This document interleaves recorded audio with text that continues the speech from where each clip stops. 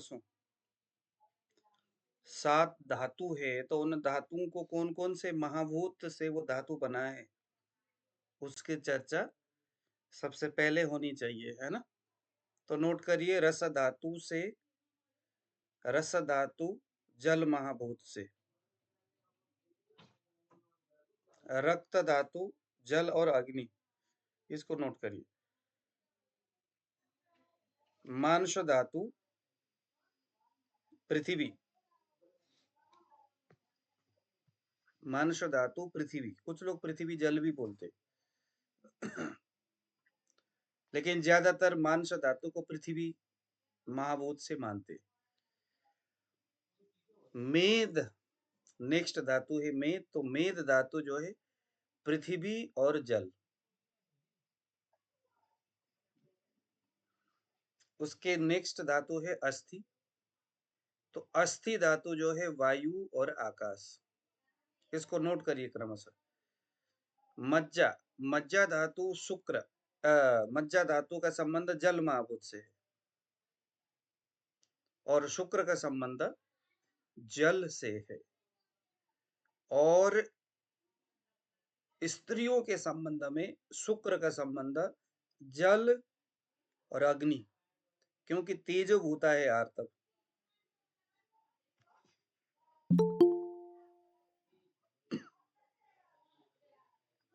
तो क्रमशः अब ये शरीर के अंदर ये जो विघटन होता है, यही प्रकृति का एक विशेष नियम है। जैसे कि हम लोगों ने पढ़ा था कि कैसे प्रकृति का हर एक अणु परमाणु निरंतर बनता है और बिगड़ता है। इसके कुछ ऐसे नियम हैं जिसको विद्वानों ने उसको नियामक बनाया है, यानी आचार्यों ने वो किस तरह से होता होगा, एक कल्पना के माध्यम से उन्होंने उसको उतारा है, जाना और समझा है। लेकिन यह प्रकृति का जो ये नियम है कि वो चीज बेसिकली होता कैसे, किस तरह से होता होगा। जैसे एक संबंध है कि जो रक्त धातु है, जल और अग्नि, है ना? अग्नि में भी जल है और जल में तो जल है ही, क्योंकि जो अग्नि महाभूत है वो जल और अग्नि इस तरह से पित्त जो है बना हुआ है। तो रक्त में जल है, अग्नि है। अब उस जल और अग्नि प्रदान जो ब्लड है, वो नेक्स्ट धातु मांस धातु बनने के लिए जब उस रास्ते में आगे की ओर जाता है, और मांस धातु के अग्नि जो मांस धात्वाग्नि के सामने पहुंच करके वह किस विधि से इतना कठोर हो जाता है कि उसमें न तो जल का कोई अस्तित्व रहता है, उसमें ना ही कोई अग्नि का अस्तित्व रहता है। उसमें ये तीसरा जो पृथ्वी है वो कैसे आ जाता है? संभवतः कुछ आचार्यों का मानना है कि जिस प्रकार से प्रलय के बाद, यानी जब पृथ्वी का जब उत्पादन हुआ, तो समूची दुनिया जो है वो जलमग्न था, ऐसे साइंस भी इस बात को मानता है। तो आकाश से एक पिंड आया, एक अग्नि का पिंड आया, उस पानी में, उस, है ना, समूचा जो जल था वहां पर वो पिंड गिरा। उसके बाद उस आग और जल, इन दोनों के अंदर व्यतिक्रम शुरू हुआ, पकना शुरू हुआ, फिर वहां से ठोस वस्तु बनना तय हुआ। तो कहते हैं कि बहुत सारी हिमा, ये जब हम श्रीमद् भागवत जैसे ऐसे चीज पढ़ते हैं तो वहां पर भी इस तरह की बातें लिखा हुआ है। तो वो किस प्रकरण से, किस प्रक्रिया से हुआ, वैसे हम सामान्य रूप से भी देखते हैं। जब हम पानी को पकाते हैं तो पकते पकते वह पानी बाद में ठोस बन जाता है। जैसे हम लोग जब कोई क्षार बनाते हैं तो क्षार बनता है कि नहीं बनता, ठोस रूप में बाद में एकदम पत्थर सा हो जाता है या वैसा कुछ हो जाता है। तो अग्नि और जल का संबंध उस प्रक्रिया से, वो जो प्रक्रिया होगा वो प्रकृति का एक रूल है, जो निर्माण और विनाश, इस क्रम से वो सारी चीजें तय होता है। तो फाइनली क्या है, रक्त के बाद उस प्रक्रिया से एक ठोस पदार्थ बनता है, उसको हमने मांस धातु कहा। और वह जो मांस धातु है उसको महाभूत में क्या उसको जोड़ा, पृथ्वी जोड़ा। तो इस तरह से अब देखने वाली बात है कि मांस के बाद जब मेद धातु जब होता है तो उसमें पृथ्वी और जल, उस पृथ्वी में जो, क्योंकि वो जो पृथ्वी जो है वो उस पृथ्वी है तो समूचा पृथ्वी, लेकिन आग और पानी इन दोनों का सम्मिश्रण है। जैसे हमने एक क्षार बनाया, टैबलेट फॉर्म में बनाया, उसको सुखाया, टैबलेट तो दिख रहा है, लेकिन बेसिकली वो टैबलेट क्या है? आग और पानी का एक स्वरूप ही तो है ना? जैसे समुद्र के किनारे जब हम जाते हैं तो वहां पर पानी के फेन बने हुए रहते हैं और वो सूख भी जाता है, लेकिन बेसिकली क्या है?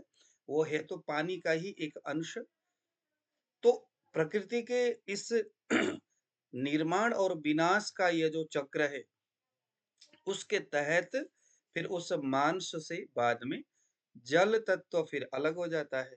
तो पृथ्वी और जल, उस पृथ्वी में से जल थोड़ा सा, है ना, वो फिर तैयार होता है, जल निकलता है, तो फिर उसी मांस से मेद बन गया। तो इसी क्रम से फिर वो पृथ्वी धीरे धीरे हटता हुआ जाता है, और बाद में वो जो जल वाला जो महाभूत है, तो पहले रस धातु में भी जल था। तो प्रकृति के विघटन निर्माण के क्रम में वो पृथ्वी तक बना, है ना, मांस धातु तक पृथ्वी बना। उसके बाद मेद आते वक्त फिर वही निर्माण जो है वो विनाश की ओर जा रहा है, विनाश की ओर जा रहा है ना। पहले रस धातु जल था, फिर मांस धातु आते आते निर्माण के क्रम में एक सख्त पृथ्वी महाभूत तैयार हुआ, जिसने मांस धातु का निर्माण किया। ये जस्ट एक अपने से एक स्टडी करने वाली बात है कि किस तरह से हमारा शरीर, जो कुछ भी हम आहार करते हैं, वह आहार नित्य शरीर में निर्माण और विनाश का जो क्रम है वो बनता रहता है, चलता रहता है। इसीलिए जन्मना और मरना ये हमारे शरीर में कंटिन्यूसली चलता रहता है हर आहार के संदर्भ में। मेद धातु में उसी पृथ्वी का विनाश हो रहा है। जिसने पहले निर्माण किया था, पृथ्वी तक बन गया था, अब वो विनाश हो रहा है। तो विनाश में कौन चीज सबसे पहले निकलेगा? जो सबसे पहले रस था, वो रस अब वहां से निकलेगा, है ना? निकलेगा कि नहीं निकलेगा? तो रस का संबंध किसके साथ है? जल के साथ है। तो मेद बनते वक्त वही मांस धातु में स्थित जो पृथ्वी महाभूत है, उसमें से वो रस वाला जो जल है, वो जल महाभूत उससे भिन्न हो जाएगा। तो क्या क्या हो गया? पृथ्वी और जल, इससे क्या बन गया? मेद धातु बना। फिर बना अस्थि धातु। अब उसमें फिर विघटन, क्योंकि अब वायु है। विनाश करने वाला कौन है? विनाश करने वाला कौन है? विनाश वायु। कर वायु है। अब वो वायु का जो प्रभाव है, क्योंकि अब वहां विनाश होने वाला है, नष्ट होने वाला है, उसका संहार होने वाला है उस निर्माण पदार्थ का। तो पृथ्वी और जल जो तैयार हुआ था, उसका विनाश करने के लिए कौन आएगा? अभी वायु आएगा। तो वायु का कौन सा महाभूत है? आकाश है, वायु है। विनाश के इस क्रम में आ गया वायु, जो साक्षात विभु है, प्रभु है, जो प्रकृति का मालिक है, नियामक है, वो आया और उसने क्या किए? समूचा जल और पृथ्वी को फिर जबरदस्त सुखाया, और क्या किया उसने? अस्थि धातु का निर्माण किया, एक सख्त चीज का निर्माण किया। तो इस तरह से देखो चीजें कैसे बनता है। इसीलिए जो अस्थि धातु जो है, किससे संबंध रखता है? वायु से। बेसिकली अस्थि धातु जो है ना, वो वायु का एक निवास स्थान है। शरीर में जब भी कभी वायु बढ़ता है या वायु घटता है, इन दोनों ही अवस्थाओं में क्या होता है? अस्थि धातु के ही परमाणु का विखंडन होता है, और उससे शरीर का जो दुर्गति होना या जो कुछ भी उसकी गड़बड़ी होना, जैसे आयरन की कमी होना, कैल्शियम की कमी होना, पोटासियम की कमी होना, है ना, और क्या बोलते हैं इसको, गंधक शरीर में, क्योंकि जो है लोह तत्व की कमी होना, ये सभी वायु से संबंध रखता है, उस अस्थि धातु से संबंध रखता है। सभी का संबंध अस्थि से। तो अस्थि निर्माण करने वाला कौन है? मज्जा धातु, मेद धातु है। तो हमारे शरीर में धातु के क्रम में जो मेद धातु है, उसका बहुत बड़ा महत्व है। ये धातु के बीच में रह करके निर्माण और विनाश के उस क्रम के बीच में बैठा है, और दोनों को वो बैलेंस करता है, मेद धातु। इसीलिए शरीर में मेद का संबंध बहुत अच्छा है। सारे शिराएँ, कंडराएँ, इन सभी चीज़ों का रक्त, मांस आदि द्वारा वो बेशक बने हुए हैं, लेकिन उसमें जो स्नेह की जो व्यवस्थाएँ हैं, वो मेद के ही माध्यम से होता है ना? मेद धातु से ही स्नेह की व्यवस्थाएँ होती है। तो ये सारी चीज़ें हम लोगों ने पिछले क्लास के संदर्भ में अभी हमने ये चर्चा किया। तो किसी को अगर कोई बात समझ में नहीं आया हो तो अब यहाँ क्वेश्चंस कर सकते हैं। हालाँकि मैंने आज जो आपको इसके विषय में बताया, थोड़ा-सा हट के बताया, अलग-सा बताया। हाँ जी, है किसी को कोई इसके संदर्भ में कोई क्वेश्चंस? अब हम थोड़ा-सा चरक संहिता से अलग होकर के हम बात करेंगे, क्योंकि ग्रहणी जो ये रोग है, ग्रहणी रोग के बारे में अब हम सीखने वाले हैं ना। किसी को कोई क्वेश्चन है ग्रहणी के बारे में तो आप जरा हमें रखिए।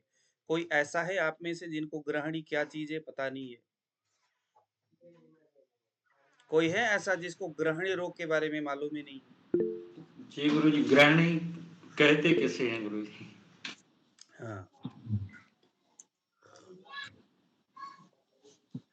सबसे पहले आयुर्वेद वैद्य बनने के लिए ग्रहणी को जानना बहुत जरूरी है। हालांकि चरक संहिता का एक क्रम है, वो ज्वर को सबसे पहले चिकित्सा स्थान में रखा है उसने। हालांकि आयुर्वेद में हमारे जीवन में शरीर में रोग के समूह में सबसे बड़ा अगर कोई रोग है उसका नाम है ज्वर। लेकिन ज्वर को समझने से भी पहले हमें अग्नि को समझना जरूरी है, क्योंकि चिकित्सा, काय चिकित्सा हो या कोई भी जो चिकित्सा है, चिकित्सा किसकी होती है? अग्नि की होती है। जैसे हम पढ़ते आ रहे हैं, है ना? अग्नि का कितना बड़ा महत्व है, हमने पढ़ा कि नहीं पढ़ा विनोद जी? पढ़ा ना? हम जो कुछ भी खाते हैं बेसिकली वो भोजन क्या है? जस्ट उस अग्नि का ईंधन मात्रा है। क्या मात्रा है? जस्ट वो लकड़ी वकड़ी यही है। लेकिन बेसिकली शरीर को पोषण देना ये किसके हाथ में है? अग्नि के हाथ में है। इसीलिए अग्नि के महत्व को जो टॉपिक हमें बताता है प्रॉपर तरीका से, वह है ग्रहणी। हमें सबसे पहले ग्रहणी ही समझना होगा।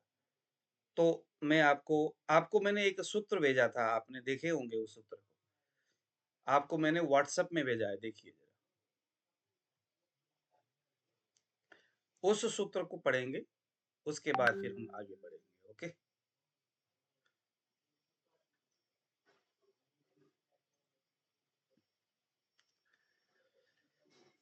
जो मैंने आपको स्क्रीन दिखाया, ये आपको दिखाई दे रहा है?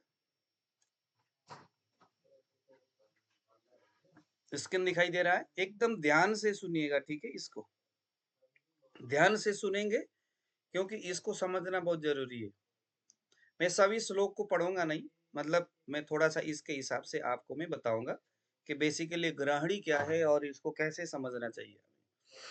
सबसे पहले देखिए ऊपर लिखा है ग्रहण्य निदानम संप्राप्ति। अब ये तीन शब्द क्या है? ग्रहण्य, इसका मतलब है ग्रहणी। निदानम, संप्राप्ति। संप्राप्ति का मतलब होता है वह रोग किस तरह से डिजाइन होता है शरीर में, कैसे बनता है, क्या है, क्यों है, कब होता है, ग्रहणी रोग कब होता है। तो देखिए जरा क्या लिखा है? अतिसारे निवृत्तेपि मंदाग्ने अहित असिनः भूयः संदूषितो वह्निर ग्रहणी अविदूषयेत। इसको जान लो, इतना एक श्लोक जान लो। लिखा है अतिसारे निवृत्तेपि।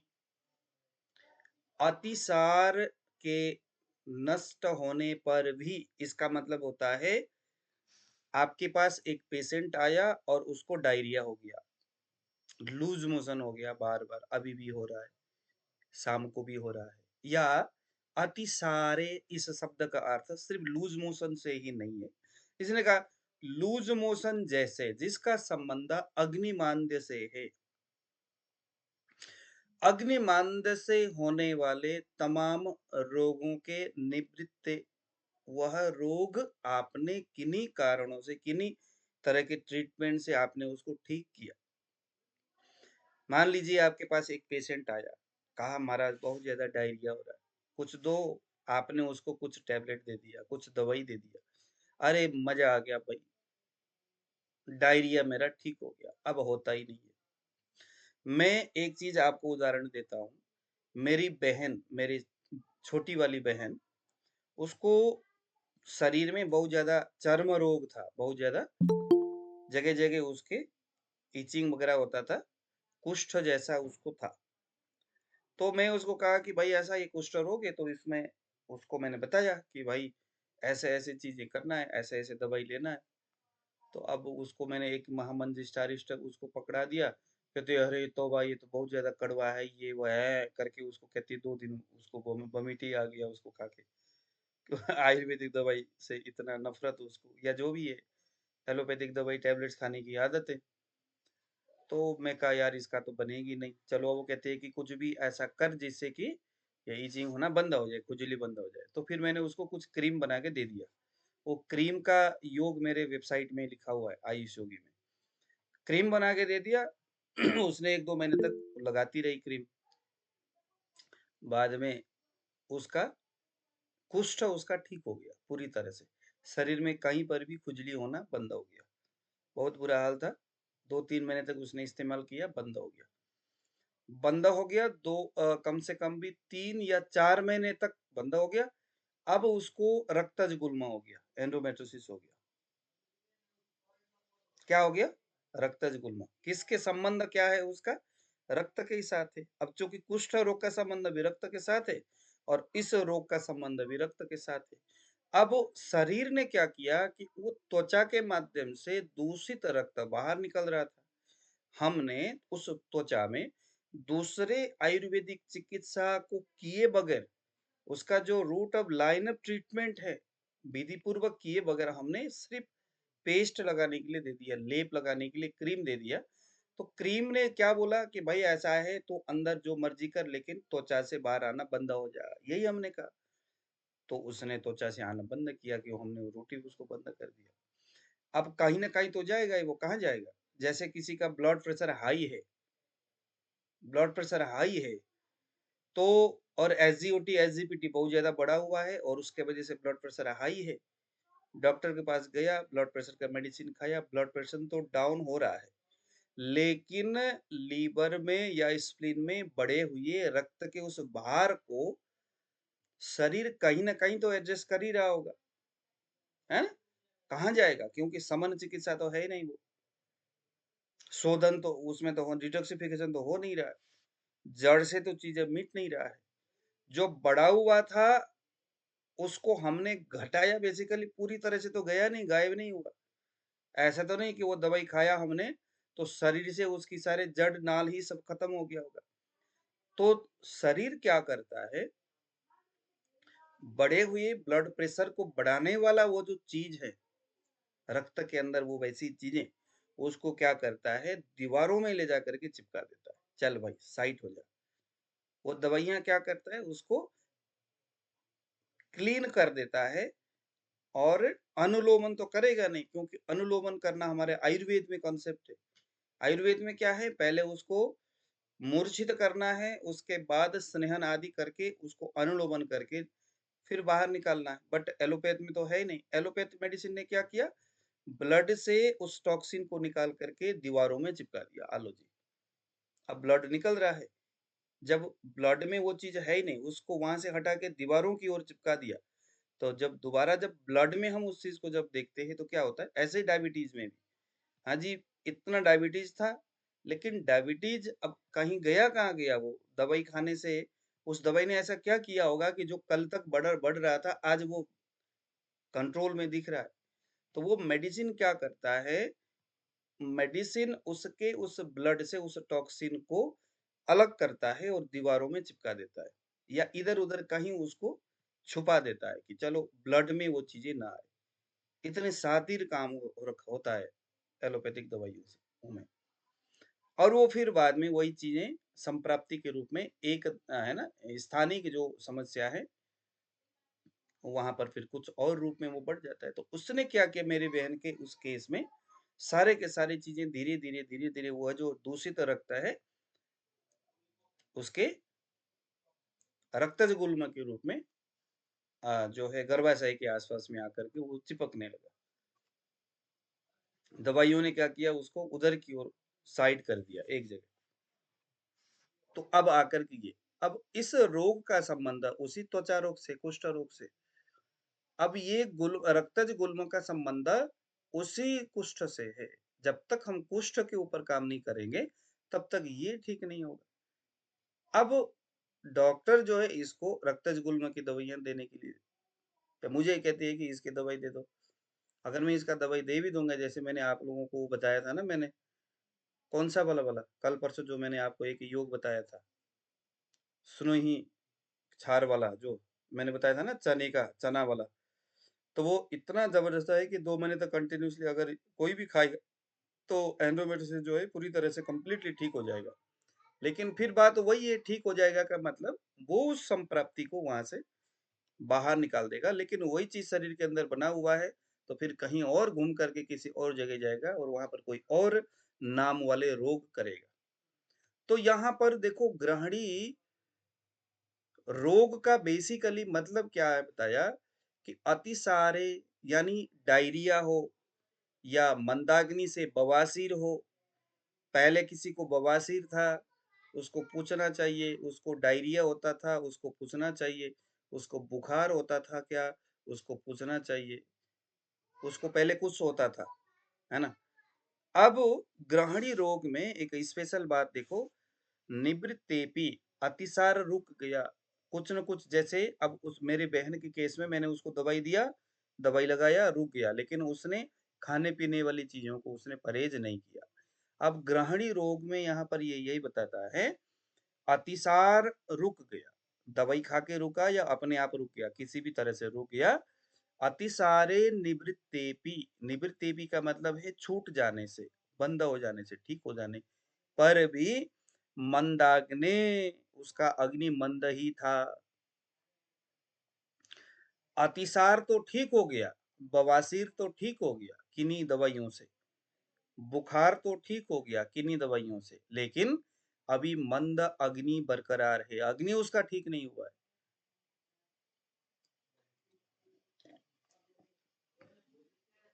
ऐसे बवासीर ठीक होने पर, डायरिया ठीक होने पर, बुखार ठीक होने पर या किसी भी प्रकार के रोग ठीक होने पर, अगर वो अहित असन, अगर वो अपने अग्नि को ख्याल में रखे बगैर हर तरह की चीज खाता है ना, अपने अग्नि को ख्याल रखे बगैर हर तरह की चीजें वो खाता है, दबादब खाना शुरू किया, तो संदूषितो बन्नी भूया, क्या हो जाएगा, अग्नि जो है अत्यंत दूषित हो जाएगा। अग्नि क्या हो जाएगा, दूषित हो जाएगा। जो पहले अतिसार था तब भी दूषित था, बुखार भी अग्नि के ही दूषित होने से हुआ है, बवासीर हुआ है तो भी दूषित उसी के दूषित होने से हुआ है।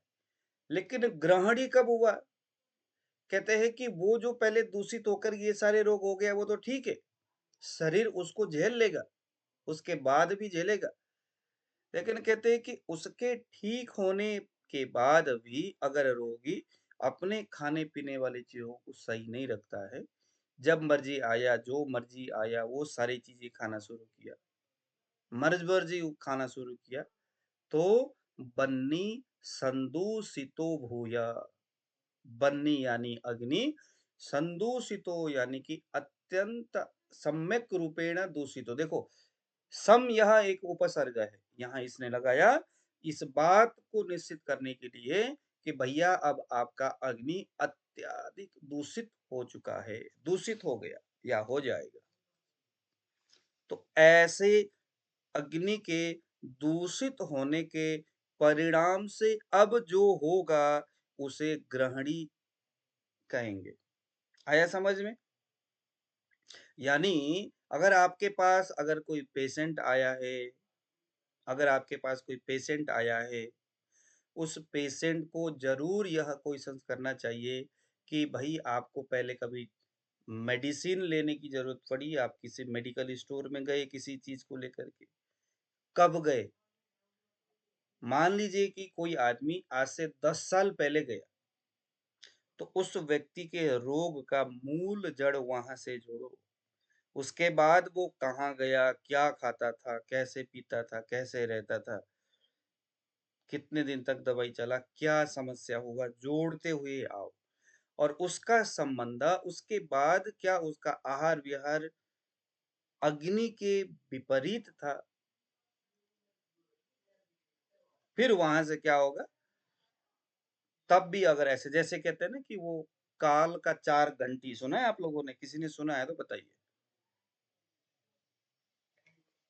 कहते हैं जो मौत है ना, इंसान के लिए जो मृत्यु है, वो चुपके से नहीं आता। लोग कहते हैं कि भैया अचानक ये आदमी जो है मर गया, तो ऐसा नहीं होता कभी भी। कोई भी आदमी अचानक कभी मरता नहीं है। मौत कहते हैं 4 बार घंटी बजा के आता है। पहली घंटी कब बजती है? जब वो आदमी यहाँ सफ़ेद यहाँ आ जाएगा, सफ़ेद होना शुरू हो जाएगा। किस-किस का हुआ? लगभग सभी का ही सफ़ेद हुआ होगा। विनोद जी का भी सफ़ेद हुआ लग रहा है। यहाँ यहाँ के बाल सफ़ेद हो जाते हैं, है ना? यहाँ के बाल 51, 50 के बाद लगभग या आजकल तो 40 के बाद ही यहाँ के बाल सफ़ेद हो जाते हैं। यहाँ के बाल सफ़ेद हो गया समझ लो, मौत की पहली घंटी बज गई। ऐसे करके तीसरा घंटी बजता है उस आदमी के दाँत गायब हो जाता है। पहली घंटी बजी यहाँ सफ़ेद हुआ लेकिन फिर भी वो आदमी कहता है कि भई आपने घंटी बजाया हम छोड़ेंगे नहीं या काला लगाएँगे। तो डाई लगाएगा एकदम काला बना के कहेगा भैया हम मानेंगे नहीं आपकी बात। दूसरा घंटी शरीर में झुर्रियाँ पड़ जाती है। तो कुछ न कुछ मलहम पट्टी करेगा, कोई न कोई क्रीम लगाएगा महाराज, डेंटिंग पेंटिंग सब कुछ करेगा, कहेगा भैया हम तो सुनेंगे नहीं, तेरी घंटी दूर रख। तीसरी घंटी पूरा दाँत बाहर आ जाता है, कहता है काल कि भैया बहुत सारे मालपुआ खाया, बड़ी गरिष्ठ चीज़ खाया, अब उम्र के उस पड़ाव में हो, थोड़ा भगवान का भजन कर ले, खाने-पीने वाली चीज़ों से अब दूर रहे। अगला बंदा क्या करता है, डुप्लीकेट दाँत लगा लेता है, दाँत दिखाते हुए चलता है।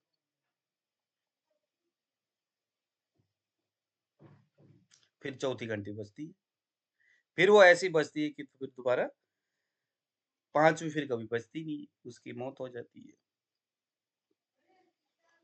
तो यह जो घंटी है आयुर्वेद के हिसाब से भी इंसान के शरीर में बहुत पहले से ही बजता रहता है, लेकिन हम उसको सामान्य अवस्था में उस चीज़ को हम क्या करते हैं, इग्नोर करते हैं, है ना? तो चलिए ज़रा घंटी को हमने बजाना नहीं है, अब हम देखेंगे आपको स्क्रीन शेयर हो रहा है कि नहीं? अब हम जाएँगे मेरे वेबसाइट में जहाँ पर आप लोग भी वेबसाइट में जाइए और जा कर के ये ग्रहणी रोग को हम यहाँ एक-एक करके आपको स्क्रीन शेयर हो रहा होगा, तो यहाँ हम लिखेंगे आईबीएस। तो आईबीएस लिखेंगे तो यहाँ देखिए ग्रहणी रोग आ गया, आया ना? अब इस ग्रहणी रोग को हम क्या करेंगे, स्किन को ये देखिए आईबीएस हो गया।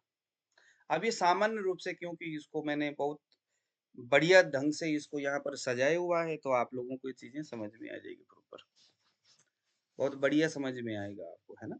तो सबसे पहले हम ग्रहणी इस रोग का रीज़न हमें समझना होगा, तो हम आपको यहाँ क्लिक करना है, जैसे ही आपके पास कोई पेशेंट आएगा, तो मेरा मानना तो ऐसा है कि सबसे पहले आप आईबीएस लिखो, यानी ये ग्रहणी रोग को लिखो, क्योंकि इन दिनों ज़्यादातर ऐसा देखा गया है कि आईबीएस का संबंध क्या कहते हैं ग्रहणी रोग का संबंध हर पेशेंट से देखा जाता है। अगर उसको ग्रहणी रोग नहीं है, तो इस चैप्टर को छोड़ कर के कुछ और जो भी मिलेगा वो इसी चैप्टर से मिल जाएगा। फिर वहाँ से आप दूसरी जगह में आप जा सकते हो। देखो कैसे-कैसे करना है। तो देखो ज़रा हेतु में पहला उस सूत्र में हमने क्या देखा था कि अतिसारे निवृत्तेपि अतिसार ठीक होने पर या अतिसार था और उसके दवाइयाँ खाया ठीक हो गया। उसके बावजूद भी भगवान ने घंटी बजाया कि भैया तेरा शरीर थोड़ा ठीक नहीं है, अग्नि तेरा ठीक नहीं है, थोड़ा तू सँभल जा यार, तू ऐसी चीज़ खाता है। तो बार-बार उसको डायरिया होता है, फिर भी वो क्या करता है, बार-बार वो डायरिया होने पर भी उसके कुछ न कुछ इस तरह की दवाइयाँ रोकने वाली दवाइयाँ खा लेता है और खाने के बाद क्या करता है, अपना अड़ंग-भड़ंग सारी चीज़ें खाना शुरू कर लेता है। ना तो खाने का टाइम, ना सोने का टाइम। तो पेशेंट को सबसे पहले ये हेतु में जाकर के आपने क्लिक करना है और यहाँ पूछना है क्या भैया आपको जीवन में कभी पहले डायरिया होता था या अधिक मात्रा में होता था? तो यस करता है तो यहाँ आपने क्लिक करना है क्योंकि पहला एक रीजन है ग्रहणी का। समझ लो, देख लो, मैं फिर से बता रहा हूँ, ग्रहणी जो रोग है आयुर्वेद के दृष्टिकोण में सबसे बड़ा। मैं आपको तो गुजरात के साइड में आप जाओगे ना, तो वहाँ के डॉक्टर आपको यकीन नहीं होगा, जाकर के आप देख लो, वह सिर्फ़ गृहिणी के ही ऊपर काम करते हैं। उनका ऐसा मानना है, आज के समय में लोगों को अगर आपने गृहिणी बढ़िया समझ लिया, तो आप एबीसीडी किसी भी पेशेंट का आप प्रॉपर तरीके से ट्रीटमेंट कर सकते हो। चाहे उसको डायरिया हो, चाहे उसको बवासीर हो, चाहे उसको कुछ भी हो, कोई भी एक्स वाई जेड उसको समस्या हो, आईबीएस हो, उसको कोई भी ऐसी समस्या, मानसिक रोग हो या कुछ भी हो, हर किसी भी प्रकार के रोग का चिकित्सा आप गृहिणी इस अध्याय के संदर्भ में यहाँ से समझते हुए इसकी चिकित्सा आप कर सकते हो। देखो, पहले नंबर में हेतु, क्योंकि रीज़न क्या है? बगैर रीज़न को जाने तो हम कुछ कर नहीं सकते। मान लीजिए अगला कहता है कि भैया डायरिया हुआ है, पहले बहुत ज़्यादा होता था, मैंने बहुत मेडिसिन खाया तब जाकर के बड़ी मुश्किल से मेरी डायरिया जो है बंद हो गई, लूज़ मोशन होना बंद हो गया, अब मेरा पेट ठीक लगता है, लेकिन अब ये हो रहा है। तो हमें तुरंत पूछना चाहिए कि भैया आपका लाइफ़स्टाइल कैसा है? खान-पीन की व्यवस्थाएँ कैसी है? क्योंकि ग्रंथ क्या बोलता है, अतिसार निवृत्ति में, अतिसार ठीक होने के बाद उसका खान-पीन अगर सही नहीं होगा, तो पक्की बात है उसको ग्रहणी होगा। ठीक है? दूसरे नंबर में मिर्च, मसाले, तली-भुनी हुई चीज़ें अधिक मात्रा में खाना। अब ग्रंथ बोलता है कि ऐसा नहीं कि भैया मिर्च मसालेदार चीज़ बिल्कुल भी ना खाओ या मुँह में ही ना डालो, ये कोई बात ही नहीं है। कभी-कभार खाओ। गलती कहाँ है? समस्या किस बात को लेकर के है? समस्या है अधिक मात्रा में बार-बार खाना। सुबह उठा बहुत ज़्यादा खाया, दोपहर में भी खाया, रात को भी खाया, फिर कोई फ्रेंड आए उसके साथ भी खाया। दे दनादन ले दनादन। तो ग्रहणी का ये दूसरा बहुत बड़ा रीज़न है, हेतु है। तीसरे नंबर में रूखी और ठंडी, रूखी और ठंडी अत्यंत भोजन करना, अत्यंत, फिर बात बता रहा हूँ, कोई भोजन, क्योंकि आहार विधि विशेषायतन में क्या बताया गया है विनोद जी? भोजन कैसा करना चाहिए? उष्णमसनीयात, स्निग्धमसनीयात, गरम और चिकना भोजन होना चाहिए। जितना भूख लगा है उससे कम भोजन करना है। भोजन हमेशा कम करना है, क्योंकि आजकल हमारा कोई काम नहीं है, दिन भर बैठे रहते। शरीर को ज़रूरत ही नहीं है भोजन का। हमारे शरीर को भोजन की ज़रूरत है ही नहीं आजकल। पहले ज़माने में लोग बहुत मेहनत करते थे, दिन भर, रात भर काम ही काम करते रहते थे, तब उनको भोजन की ज़रूरत होती थी। आजकल शरीर को ज़रूरत नहीं है। हमारे मस्ती से, हमारी प्रसन्नता से ही शरीर को ऊर्जा मिलता है। शरीर को भोजन का वो जो कफ़वर्गीय जो गुण है वो मिल जाता है। लेकिन फिर भी अगर बढ़िया-सा भूख लगता है तो थोड़ा-सा भोजन कर लेना चाहिए, ऋतु के हिसाब से। इसीलिए ग्रहणी होने के पीछे का तीसरा रीज़न है अत्यधिक मात्रा में रूखी और ठंडी। अब देखो रूखी में क्या-क्या आता है? तो फ्रिज में रखी हुई कोई भी चीज़। अब आजकल तो हर कोई बंदा फ्रिज में ही रखता है ना? आजकल तो हर घर की यही कहानी है। हमारे पंजाब में तो सर्दी के मौसम में साग आज अगर बन गया 10 दिन तक वही साग चलता है।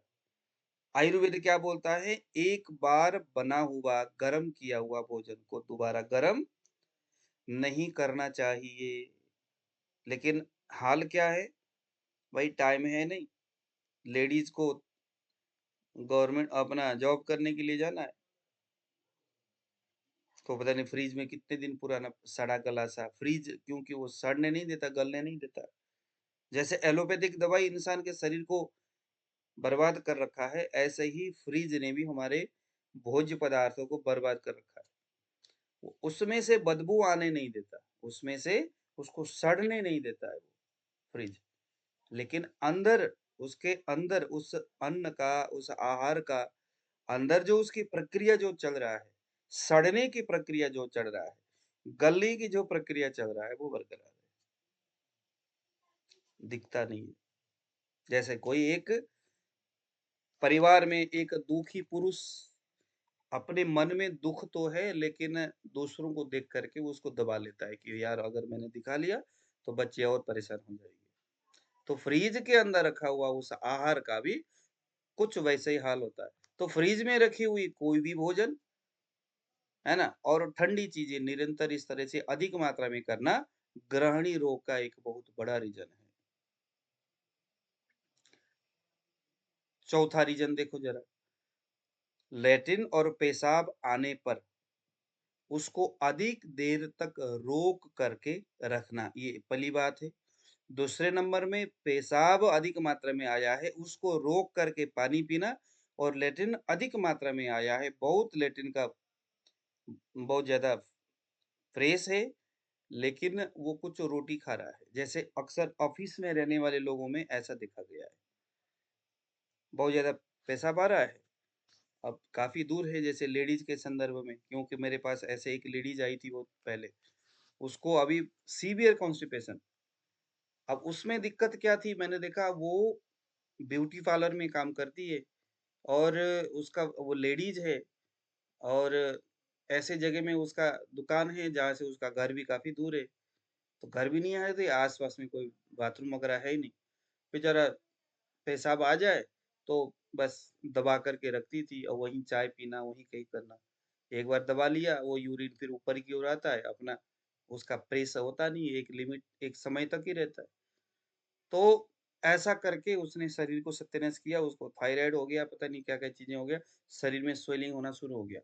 डॉक्टर के पास गई, अब डॉक्टर इस बात को पूछता ही नहीं है कि भाई उसका रीज़न क्या है, बट आयुर्वेद पूछता है। तो पेशाब को रोकना, मल को रोकना, लैट्रिन को रोकना बहुत बुरी बात है। अगर आपने रोक लिया ये बुरी बात है, लेकिन उससे भी ज़्यादा बुरी बात क्या है? लैट्रिन को रोक कर के बाद में भोजन करना। पेशाब को रोक करके ऊपर से पानी पीना, ये तो और ज़्यादा सत्यानाश वाली बात है। तो अगर ये करता है तो उसको यहाँ क्लिक करना है और साथ में उसको कहना है कि भैया ये आदत को अगर आप नहीं छोड़ोगे, तो कोई भी ट्रीटमेंट करने से फ़ायदा नहीं है। ठीक है? फिर वही आ गया 5वें नंबर में डायरिया होने के बावजूद भी खाने को लेकर परहेज़ नहीं करना, वो तो हम पहले बता दिया। पहले नंबर में ये है। भूख लगे बगैर ही भोजन करना, अधिक मात्रा में भोजन करना। भूख लगे बगैर भोजन हम कब करते?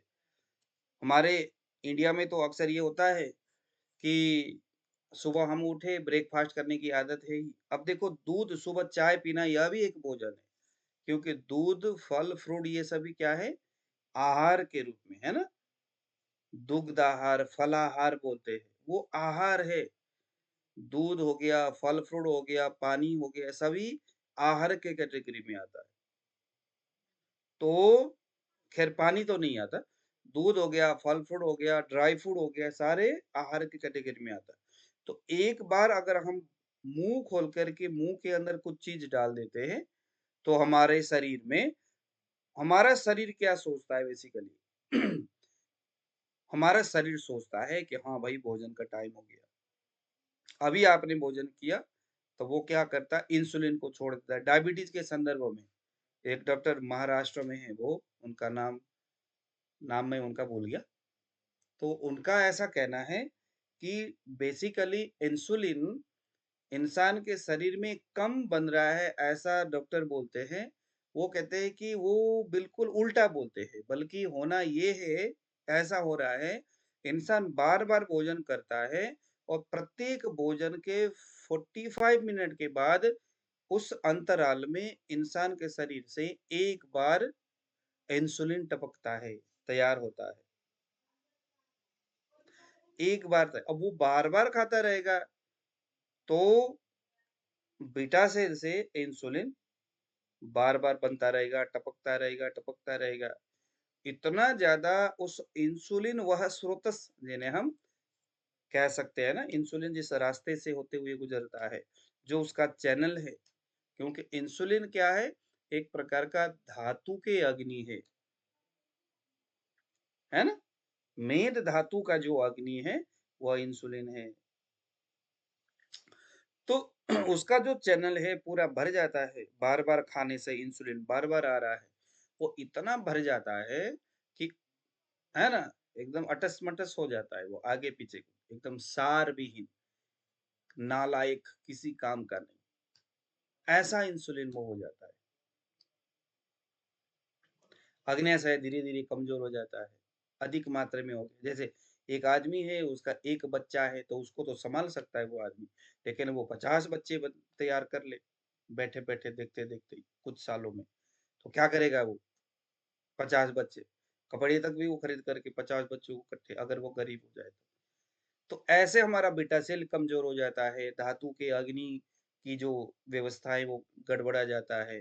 तो उन सभी के पीछे का मूल रीज़न क्या है? हमारा अधिक मात्रा में बार-बार भोजन करना है। एलोपैथिक डॉक्टर ये बहुत बड़ा भूल करते हो, गलत बोलते हैं कि आपको बार-बार थोड़ा-थोड़ा खाना चाहिए, वो ऐसा बोलते हैं, लेकिन वो बहुत गलत बोलते हैं। आयुर्वेद बोलता है दिन में 2 समय भोजन करना है, जब भूख लगती है तब करना है, सुबह और शाम को। सुबह 10 बजे से लेकर के 12 बजे के बीच में भोजन करना चाहिए। 10 से लेकर के 12 बजे के बीच में हमारे जो जठराग्नि है, उसमें जल और अग्नि दोनों महाभूत से लबालब भरा हुआ अग्नि जठराग्नि में होता है। जैसे 12 से लेकर के 2 के बीच में जल महाभूत खत्म हो जाता है उस अग्नि में, सिर्फ़ अग्नि ही रहता है जो रुक्ष गुण प्रदान है। तो जो व्यक्ति 12 से लेके 2 बजे के बीच में भोजन करने की आदत रखता है, उस आदमी को हाइपर एसिडिटी होना या कुछ ऐसे दिक्कत होना जिसमें वो अक्सर ऐसा देखा जाता है, क्योंकि भोजन का टाइम वो नहीं है। ऐसा ही रात में भी अधिक रात बीत जाने पर भोजन करना भी बहुत गलत बात है। तो जिस तरह से डायबिटीज में वह जो इंसुलिन है अधिक मात्रा में होने से एकदम सारविहीन, शक्तिविहीन हो जाता है और ऊपर से इंसुलिन डाल दिया जाता है और वो इंसुलिन जाकर के उसके उस चैनल को कुछ जरा सा थप्पड़ मारने, धक्का मारने ही जैसा काम करता है, उसके अलावा और कुछ नहीं।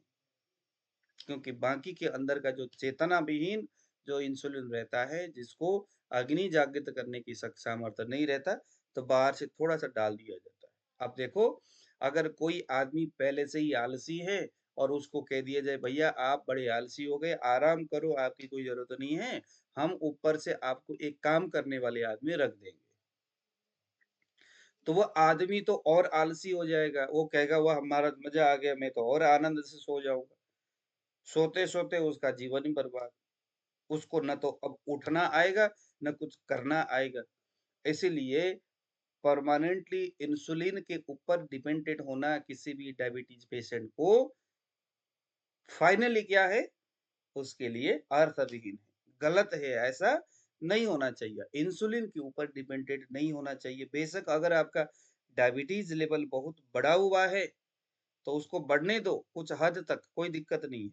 वो बढ़ने से जितना आपको दिक्कत कर सकता है, उससे ज़्यादा दिक्कत आपको इंसुलिन कंटीन्यूअसली लेने से कर सकता है। जिन लोगों ने कंटीन्यूअसली इंसुलिन लिया है, उनको देखना बाद में कुछ और विकृति उनके शरीर में रक्तपित्त हो जाएगा या कुछ ऐसी चीज़ें होंगी। उनको किडनी से रिलेटेड प्रॉब्लम होगा और कुछ चीज़ें होंगी। लेकिन उसका संबंध डॉक्टर इंसुलिन से लेकर के नहीं जोड़ते, बस यही बात है। पेशेंट को तो कुछ पता है ही नहीं। वो कहेगा हाँ जी ऐसा हो गया, अच्छा आपको ये होगा, चलो ये मेडिसिन आपको और जोड़ते हैं। आपको तो ऐसा हो गया।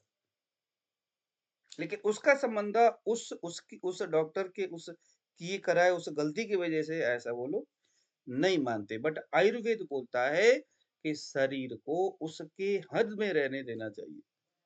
अगर इंसुलिन नहीं गिर रहा है, इसका मतलब है, इसका मतलब क्या है? बीटा सेल कमजोर है। बीटा सेल क्या है? मेद धातु के अग्नि है, धात्वाग्नि। तो धातु के अग्नि का संबंध जठराग्नि से है। तो फाइनली क्या काम कर्म करना चाहिए? ग्रहणी रोग का ही चिकित्सा करना चाहिए। तो डायबिटीज के कंडीशन में भी अभी देखो ग्रहणी में डायबिटीज भी आएगा। अगर आपको ग्रहणी प्रॉपर समझ में आता है तो इसका संबंध डायबिटीज के साथ है। आज के संदर्भ में डायबिटीज यह जो रोग है ना, इसको आप रक्तपित्त और ग्रहणी इन दोनों रोगों में ले जाकर के आप जोड़ोगे ना, ध्यान से स्टडी करके, तो आपको आज के संदर्भ में डायबिटीज का चिकित्सा मिल जाएगा। इसको क्या देना चाहिए वो आपको पता चल जाएगा।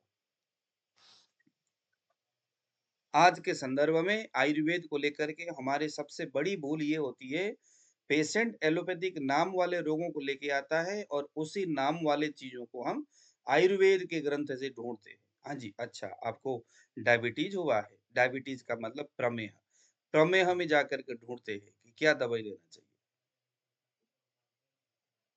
ये हमारा सबसे बड़ा गलत परंपरा है। हम रीजन को देखो, हेतु हम पूछते ही नहीं है उससे। हेतु बेसिकली क्या है? बहुत सारे हेतु उस व्यक्ति के उस रोग को अलग कैटेगरी में लेके चले जाता है। हमारे पास पेशेंट आया प्रमेह के करके, हमने उसको पांडु इस रोग को डायग्नोस किया और प्रमेह के करके हम उसको पांडु की चिकित्सा दे रहे, क्योंकि प्रमेह है ही नहीं। लेकिन डॉक्टर ने उसको डायबिटीज के करके डायग्नोसिस किया है। तो चिकित्सा में, विशेष करके आयुर्वेदिक चिकित्सा में, इसी बात को समझना बहुत जरूरी है। जो पेशेंट बोलता है वही नहीं करना है। आयुर्वेदिक शास्त्र की मर्यादा के हिसाब से आपको क्या दिखता है, उसमें क्या सिम्टम्स है, उसमें रीजन क्या है। तो अगला हेतु क्या है? भूख लगे बगैर भोजन करना, है ना? अधिक मात्रा में भोजन करना, भूख लगे बगैर। तो भूख लगे बगैर भोजन करना गृहिणी का बहुत बड़ा एक ये रीजन है। इसको आंख बंद करो और कल्पना करो, भूख लगे बगैर भोजन हम कब करते हैं? सुबह उठे, बहुत ज्यादा पानी पी लिया। एक चीज मैं आपको बताता हूँ, जो लोग सुबह उठने के बाद कई गिलास पानी पीते, वो लोग कहते हैं हाँ जी गर्म पानी पीना, हमें ही सिखाने लग जाते। तो जो आपको सिखाने लगे ना, नमस्कार करो, उनको कहो हाँ जी अच्छी बात है। क्योंकि मैं जहाँ अभी रह रहा हूँ ना, यहाँ पर लोगों की ऐसी, अब वो समझने को तैयार ही नहीं है। हाँ जी पानी पियो, सुबह सुबह पानी, गर्म पानी पीना चाहिए, 3 गिलास 4 गिलास पीते, तो मैं उनको कुछ नहीं कहता। हमें इस बात को लेकर के डर लगता है कि कहीं वो ये ना कहे कि ये अपना ज्ञान हमारे ऊपर छांट रहा है।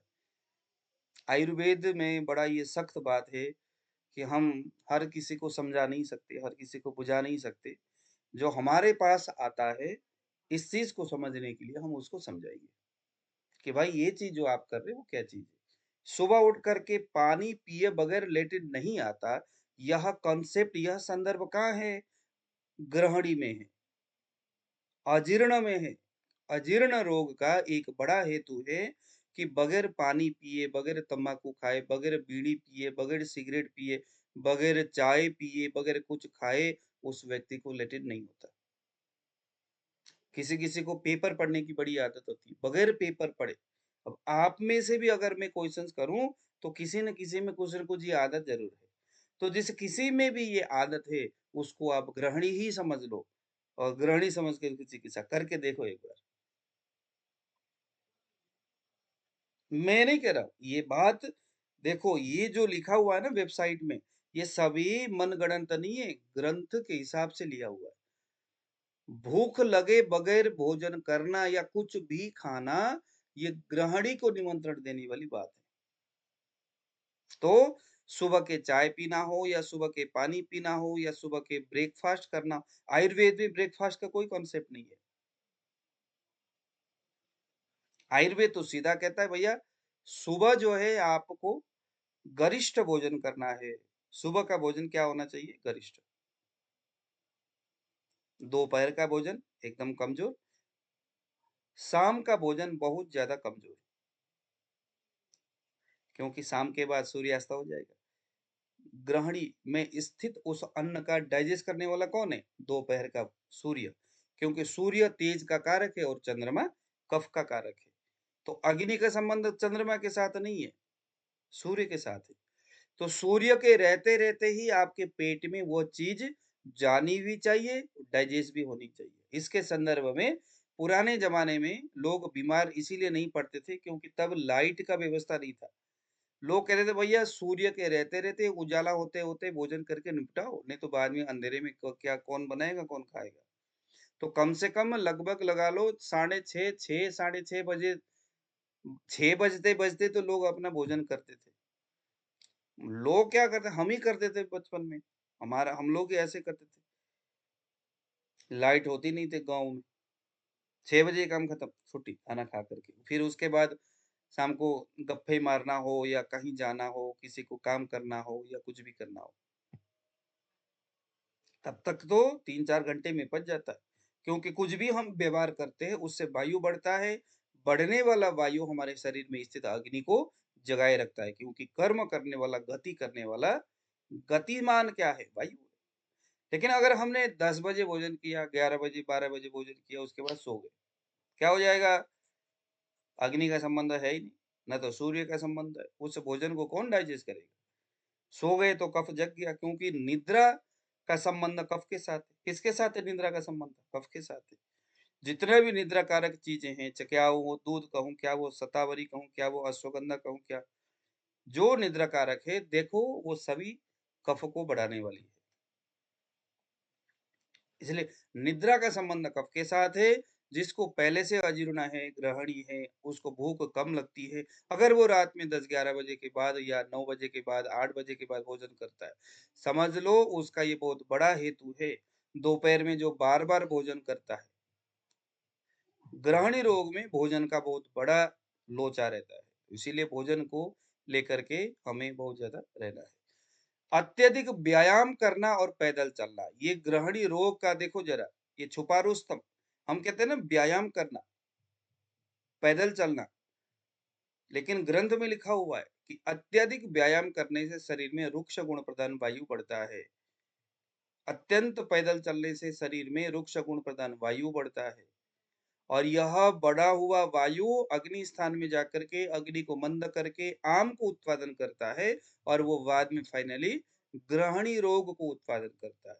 हाँ, अगर कोई आदमी अत्यधिक व्यायाम करता है, खूब ज्यादा पैदल चलता है, खूब ज्यादा काम करता है, हद से ज्यादा, तो फिर उसकी विधि विशेषायतन भी है। व्यायाम करने वाले, पैदल चलने वाले लोगों को मसाज करना चाहिए तेल से, स्टीम लेना चाहिए, अभ्यंग मसाज करना चाहिए, आराम करना चाहिए।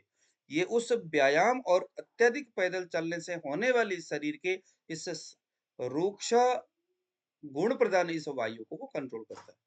अगर नहीं होगा तो क्या हो जाएगा? अग्नि उसका मंदा हो जाएगा, और ये अग्नि मंदा होना ही ग्रहणी का एक बहुत बड़ा हेतु है। लेकिन इस बात को कोई अपने दिमाग में नहीं रखता। मगर अगर आप इस वेबसाइट के माध्यम से अगर आप डायग्नोसिस करने का आदत बनाते हो, तो डेफिनेटली आपको ये चीज़ कभी भूलने नहीं देगा। और एक और चीज़ है, मास्टरबेशन की आदत पुरुषों में। ये एक बहुत बड़ी रीज़न है। मास्टरबेशन जो पुरुष करता है और अत्यधिक मात्रा में जो करता है, वह भी ग्रहणी का एक हेतु है। अग्नि स्थान को कमज़ोर करता है, चेतना को कमज़ोर करता है, मनोवय स्थितियों को खराब करता है। उसका मन का संबंध मज्जा के साथ है, मज्जा का संबंध ग्रहणी के साथ है। तो मास्टरबेशन करने से मन को खराब करता है मास्टरबेशन।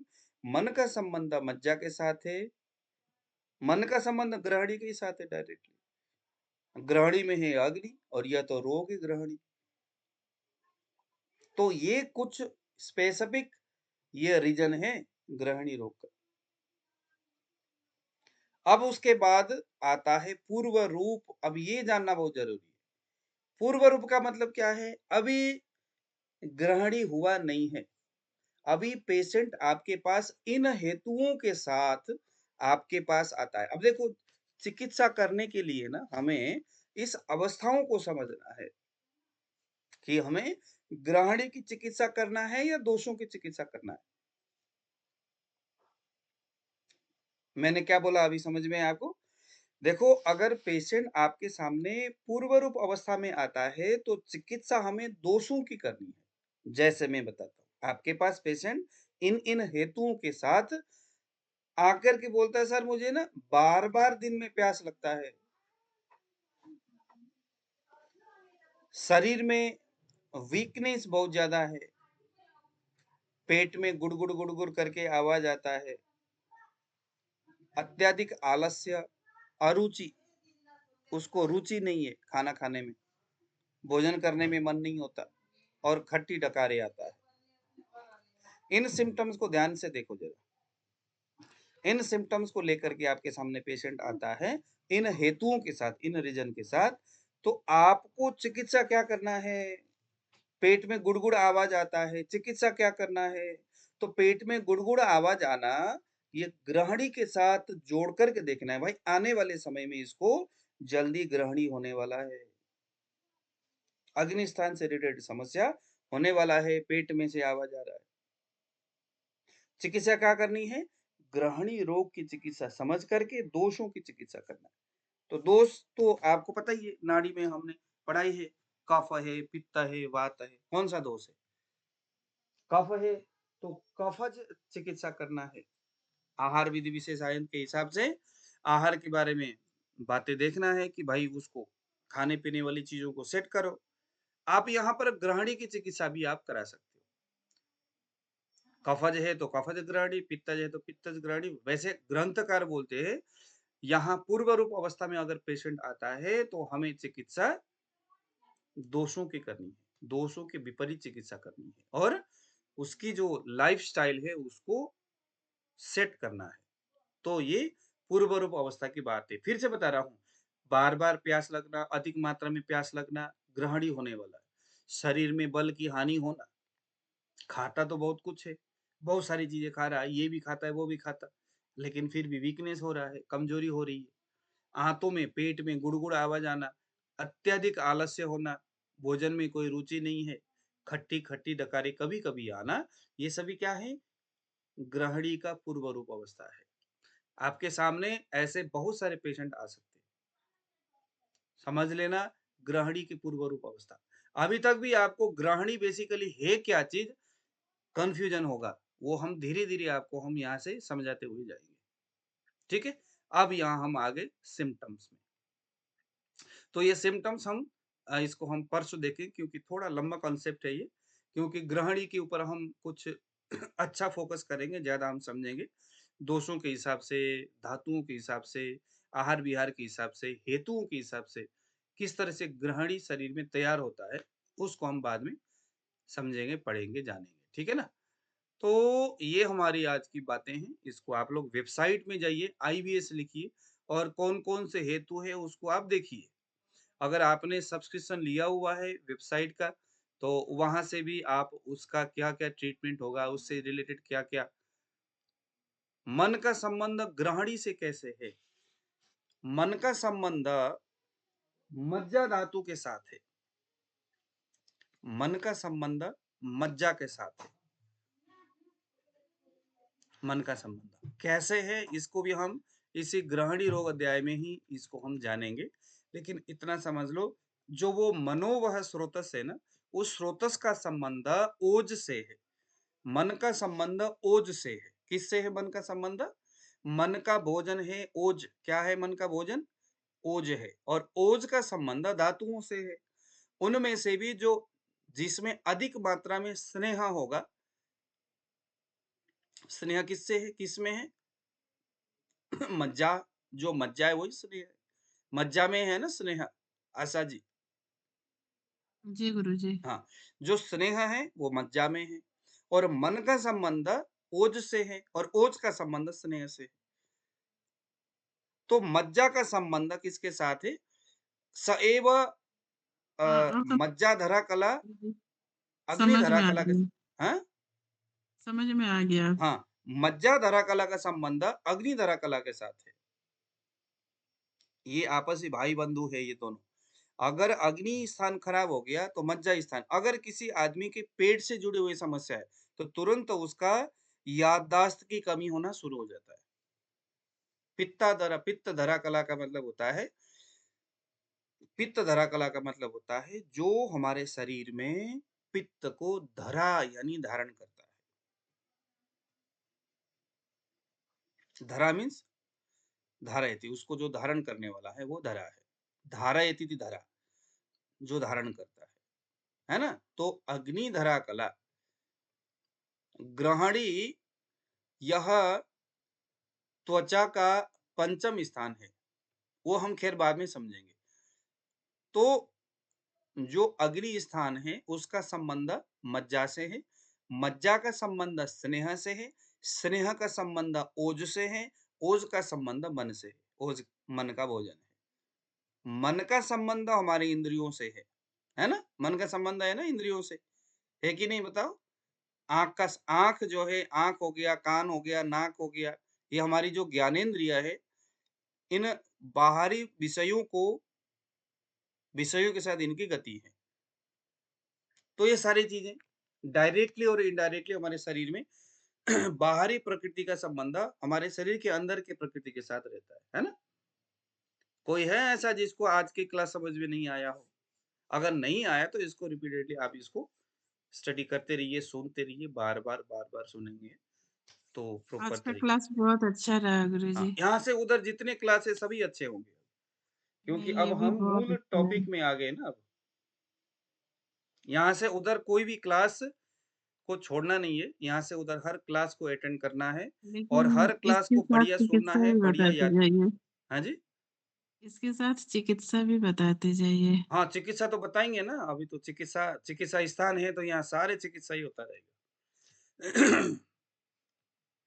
अब यहाँ से उधर तो चिकित्सा ही बताया जाएगा, किस अवस्था में क्या दवाई देना है, किस अवस्था में कौन-सा मेडिसिन देना है। और मैं तो ये सोच रहा हूँ कि प्रत्येक मेडिसिन का भी द्रव्य गुण विज्ञान के हिसाब से उसको स्टडी करेंगे। जैसे तक्र, अब ये ग्रहणी कहते ही तक्र का संबंध है ना? तक्र जो होता है ग्रहणी रोग का हुँ। बहुत अच्छा मेडिसिन है, यानी मट्ठा। अब वो मट्ठा के बारे में भी थोड़ा जानेंगे कि भाई साहब मट्ठा क्या चीज़ है? तक्र का संबंध किसके साथ है? कौन-सा रस, गुण, वीर्य विपाक उनके क्या-क्या है? तो यहाँ से जो-जो मेडिसिन होगा ना, उन सब का भी हम इस तरह से जड़ी-बूटियों की भी जानकारी हम साथ-साथ में लेते हुए जाएँगे। ठीक है?